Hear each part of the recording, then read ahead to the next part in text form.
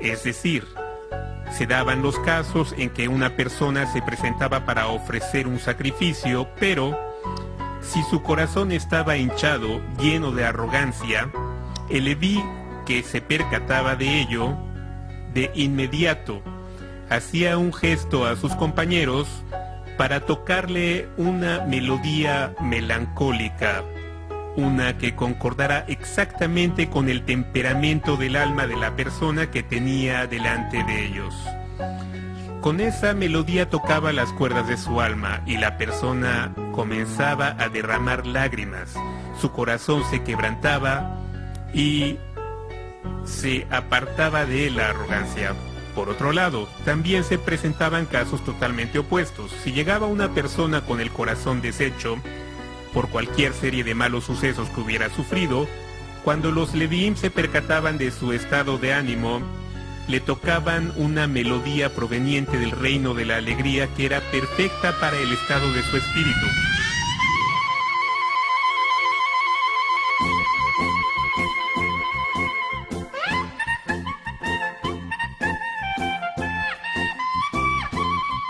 Con esa melodía recuperaba el ánimo, haciéndolo irradiar alegría en su rostro.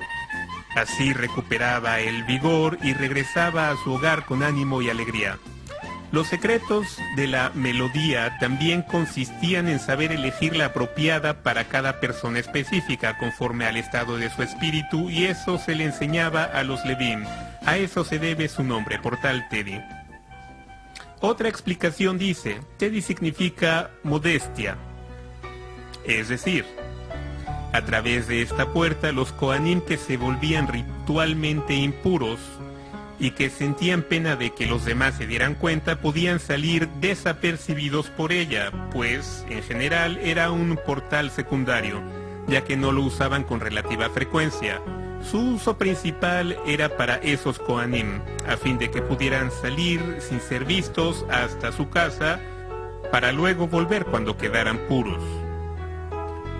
Pasemos ahora a la muralla occidental.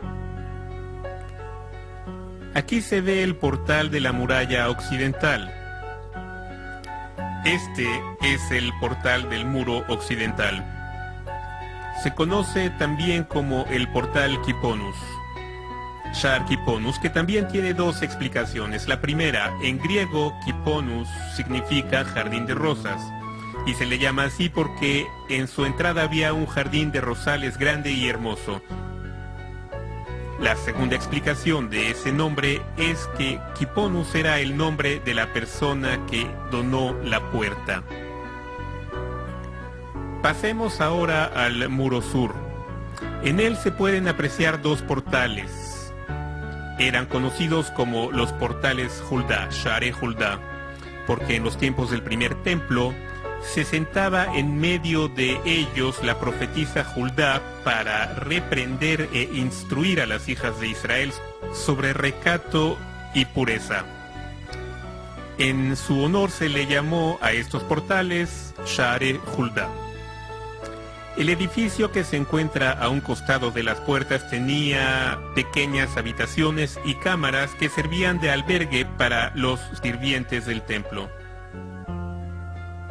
De hecho, a lo largo de todo el año, cualquier hebreo podía llegar a Jerusalén para impregnarse con la santidad y la alegría que envolvían el servicio del templo mientras él permanecía en el atrio de los israelitas.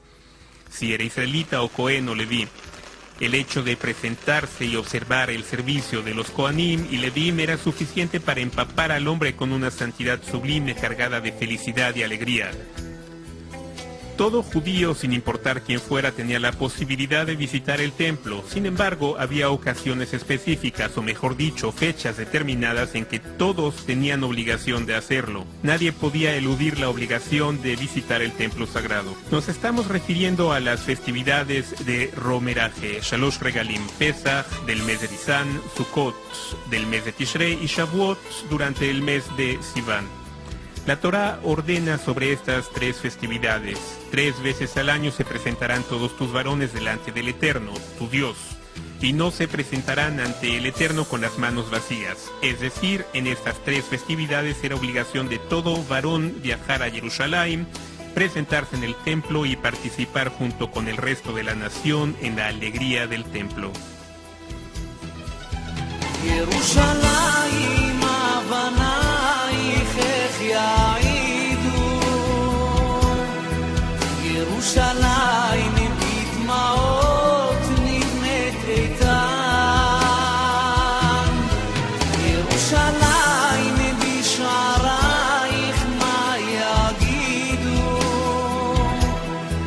ירושלם לעולמים את בלבבי.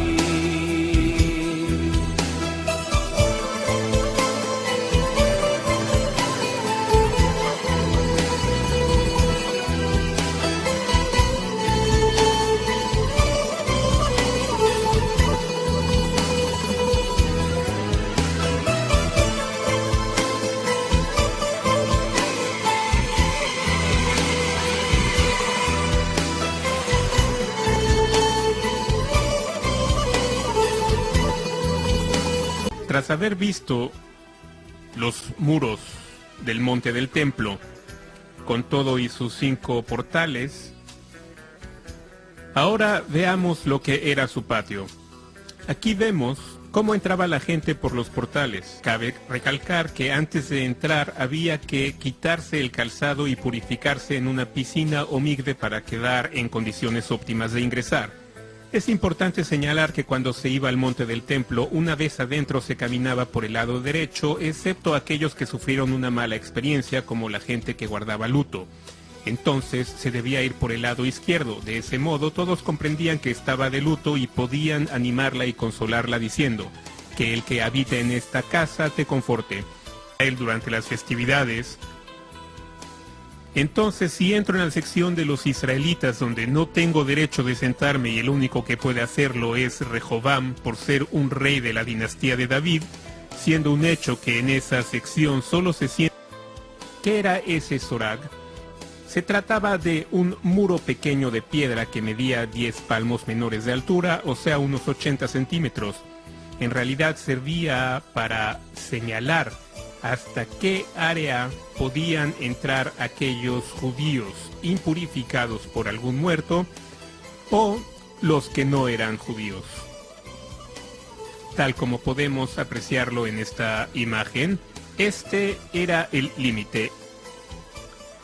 El Sorag fue aportillado 13 veces cuando los griegos conquistaron el templo.